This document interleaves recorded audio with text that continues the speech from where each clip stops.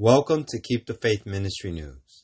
As we keep more personal data on our phones, iPhone and Android devices now have some of the most advanced encryption technology in existence to keep that information safe from prying eyes. The easiest way around that, of course, is for someone to gain access to your phone.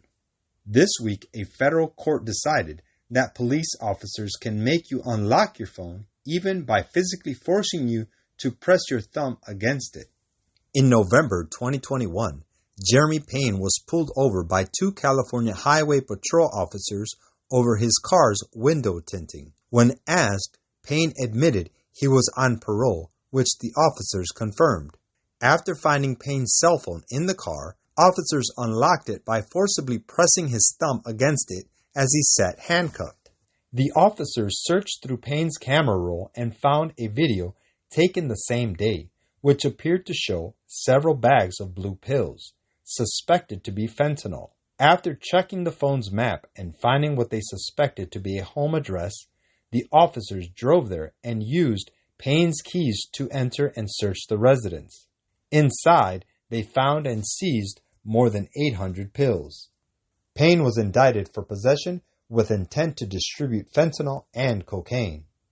In a motion to suppress, Payne's attorneys argued that by forcing him to unlock his phone, the officers compelled a testimonial communication, violating both the Fourth Amendment's protection against unreasonable search and seizure and the Fifth Amendment's guarantee against self-incrimination.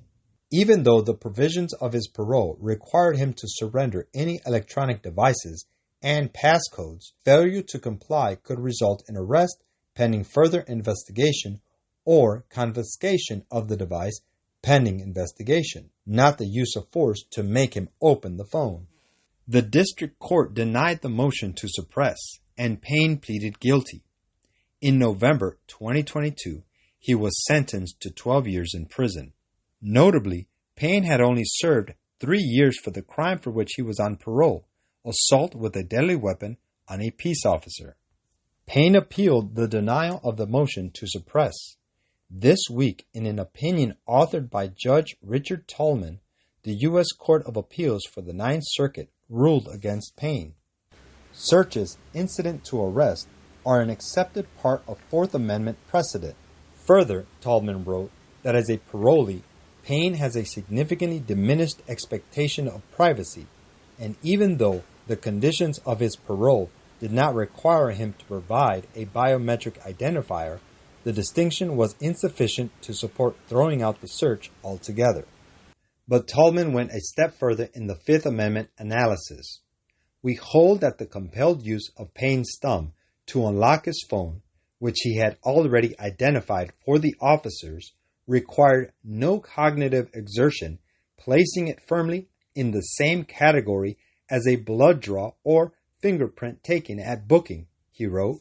The act itself merely provided CHP with access to a source of potential information. From a practical standpoint, this is chilling. First of all, the Supreme Court ruled in 2016 that police needed a warrant before drawing a suspect's blood. And one can argue that fingerprinting a suspect as they're arrested is part and parcel with establishing their identity. Nearly half of U.S. states require people to identify themselves to police if asked. But forcibly gaining access to someone's phone provides more than just their identity. It's a window into their entire lives.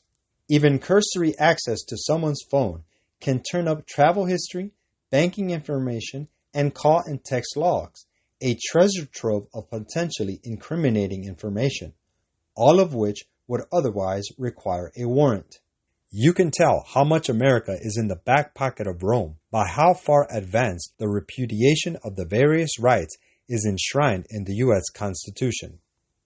Quote, "When Protestantism shall stretch her hand across the gulf to grasp the hand of the Roman power, when she shall reach over the abyss to clasp hands with spiritualism, when under the influence of this threefold union, our country shall repudiate every principle of its constitution as a Protestant and Republican government, and shall make provision for the propagation of papal falsehoods and delusions, Then we may know that the time has come for the marvelous working of Satan and that the end is near.